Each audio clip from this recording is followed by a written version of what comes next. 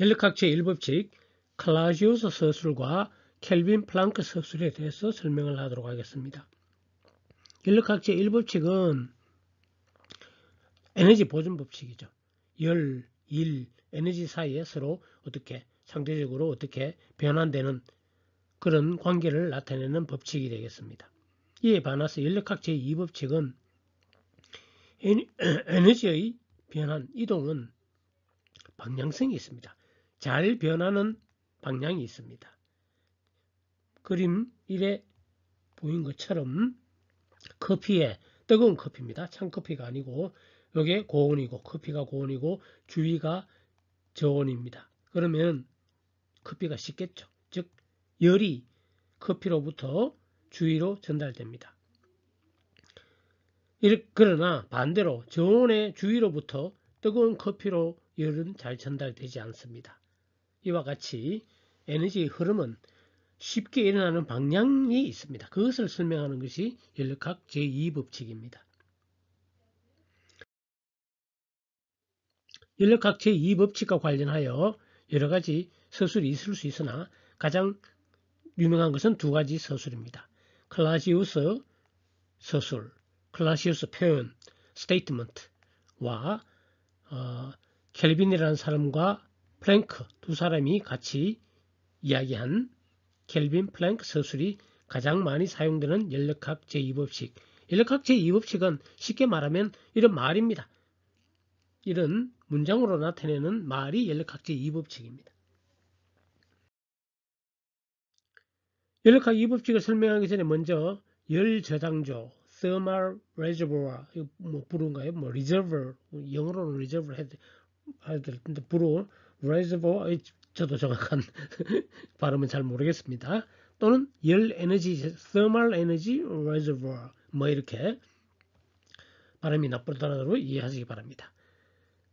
에 대한 설명이 필요합니다. 열 저장조는 뭔가 하면 열 용량이 아주 커서 질량이 아주 크고 물과 같이 열 용량도 크고 뭐 그럴 때 열이 빠져나오든 열이 더해지든 온도가 변하지 않고 일정한 온도를 가지는 연력학적 시스템을 말합니다. 예를 들면 바닷물, 강물 온도가 뭐 겨울, 여름 온도 이거는 다르겠지만 자 지금 이 시점에서 보면 강물의 온도가 바닷물의 온도가 20도다. 이러면 여기서 뭐 열을 조금 가하든지 열을 조금 빼든지 이래도 이거 전체 워낙에 큰 질량의 연용량을 가지고 있기 때문에 온도가 변하지 않죠. 이런 것을 우리는 열 저장조라고 생각할 수가 있겠습니다. 또는 열 저장조를 열원이라고도 합니다. 고온열원, 저온열원 뭐 이런 용어를 사용하기도 합니다.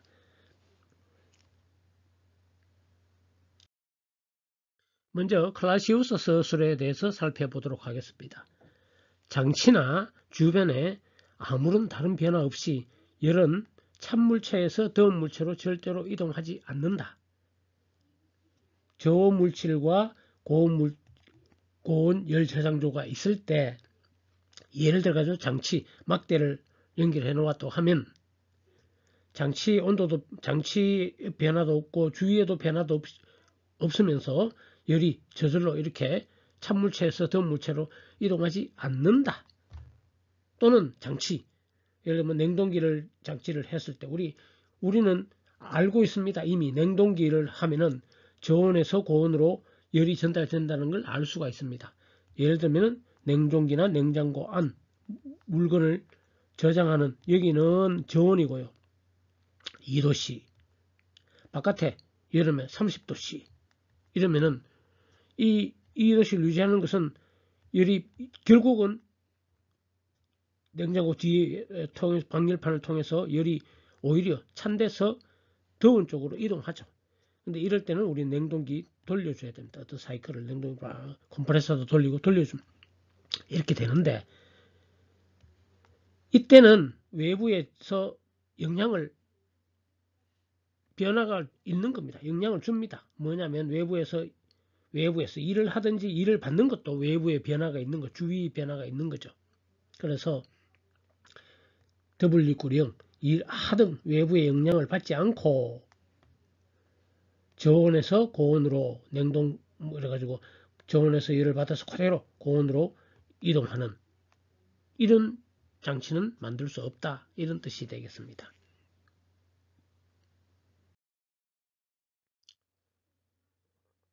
다음과 같이 또 표현할 수도 있겠죠. 열은 저절로 찬 물체에서 더운 물체로 절대 이동하지 않습니다. 저절로 찬 쪽에서 고온 쪽으로 이동은 뭐 냉동기를 하든 일을 하지 않으면 저절로 QL을 받아서 QL 저절로는 절대로 찬 쪽에서 고온 쪽으로는 이동하지 않는다. 뭐 우리 잘 알고 있는 내용이죠. 따지고 보면은 조금 더 이해를 돕기 위해서 다음과 같이 설명을 하도록 하겠습니다. 이미 앞에서도 말했지만 뜨거운 커피는 식지, 예를 들어 열이 외부로 찬 쪽으로 해서 식지, 저온에서 고온으로는 절대 전달되지 않는다라는 것과 같습니다. 그림 2의 A처럼 막대를 고온부 연결할 때 역시 마찬가지예요. 저온부 이거 안 된다. 냉동기 일 없이 안 된다라는 것이 클라우지우스 서술입니다. 냉동기 앞에도 얘기했지만 우리 냉동기 알죠? 냉동기 안에서 열을 전달할 수는 있습니다. 그러나 일을 해줘야 됩니다. 일을 해주면 이 QL과 Q 연력학 일법칙에서 Q 이건 H라고 다 같지 않겠죠. 이런 거는 가능합니다.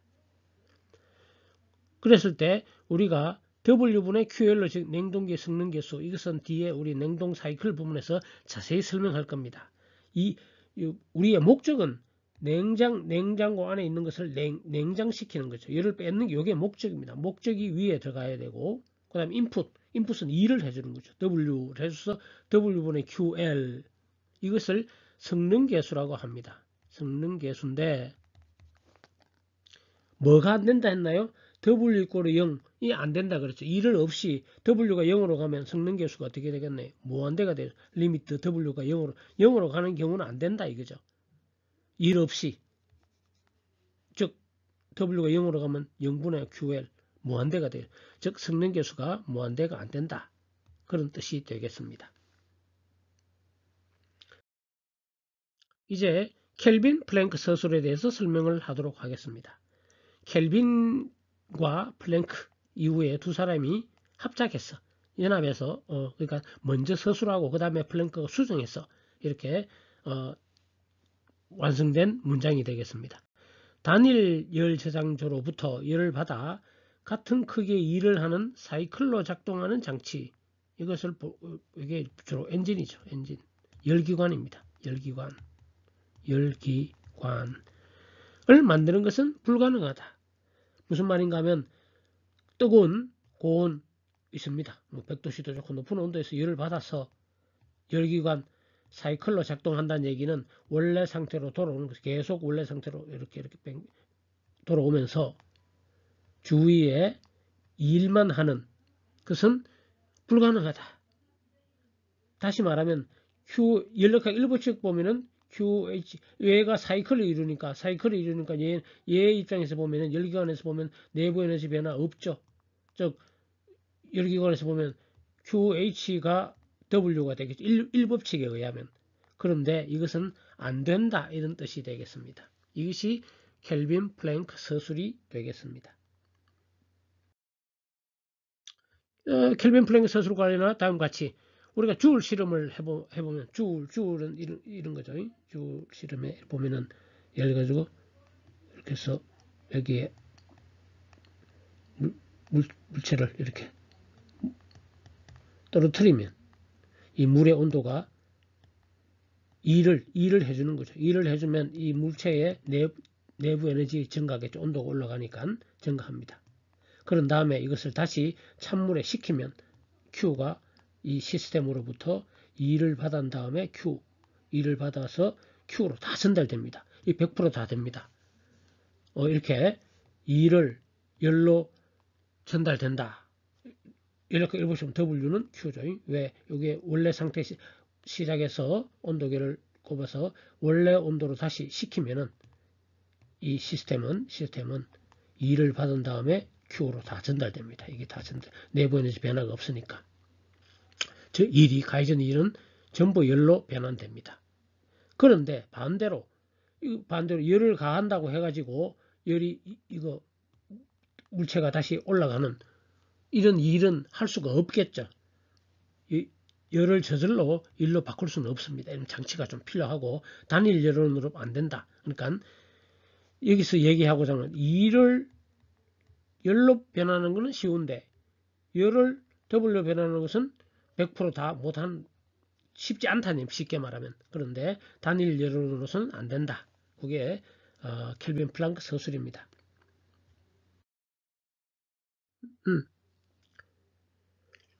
열기관을 사용하면은 우리가 열기관을 사용하면 엔진을 사용하면 가스로 떼든지 연료를 떼든지 뭐 하면은 열을 일로 변환할 수는 있습니다. 열을 쉽지는 않지만 이걸 변환하면 열기관을 사용하면 되는데 전부 일로 변환할 수는 없습니다. 단일 열을 받아가 다 일로 이건 안 된다 이거죠. 쉽게 말하면 열을 일부를 QL을 해 다 전부를 못하고 이렇게 이거와 이거 같지 않은 거죠. 그래서 QH 앞에서도 얘기했지 목적은 우리 열기관의 목적 일을 하는 게 목적이고 인풋 넣어주는 것은 QH가 되겠죠. 이것이 100%는 안 된다. 100% 열을 못하고 냉각시켜주고 QH는 QHW는 QL 빼주고 QH 빼기 QL이 돼야 되겠죠. 즉 1보다 작아야 되겠죠. 100% 되는 열기관을 할 수 없다. 역시 열기관의 효율 이렇게 정의되는 효율은 사이클 부분에서 우리가 자세히 설명을 할 겁니다. 위에 두 가지 서술을 이제 종합해 보면은 1과 2법칙은 모두 부정적인 서술로 불가능하다는 것에 대한 서술입니다. 안 된다, 안 된다 라는 것이 둘 다 부정적인 불가능하다는 것을 얘기하고 있습니다. 앞에서도 얘기했지만 연력학 1법칙은 에너지 보존과 관련된 것으로 방향성은 설명 못하고 이것은 연력학 1법칙에 의하면 열기관을 이용하여 이를 전부 일로 변화할 수 있는 것처럼 보입니다. 그렇지만 연력학 2법칙으로부터 이게 안 된다는 것을 보여주고 있습니다. 연력학 2법칙은 에너지의 변화의 방향성입니다. 즉 한쪽 방향으로 쉽게 일어나지만 고온에서 저온으로 열 이동이라든지 이를 열로 바꾸는 것은 쉬운데 그 반대 방향으로는 자연적으로 잘 일어나지 않습니다. 저온에서 고온으로 열을 일로 바꾸는 거 이거 자연적으로는 안 되지만 우리가 일을 해주면 다 할 수 있는 거죠.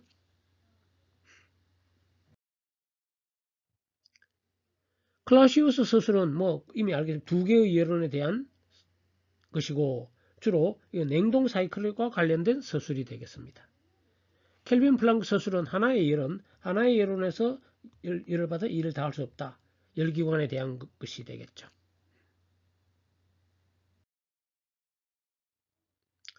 두 개의 서술은 실제로 같은 의미고 동일한 것으로 간주되고 오해의 이질에서 증명할 것입니다. 두 개의 서술은 많이 다른 것 같은데 실제로는 같은 겁니다. 이렇게 말하나 이렇게 말하나 이것은 같다라는 게 되겠습니다.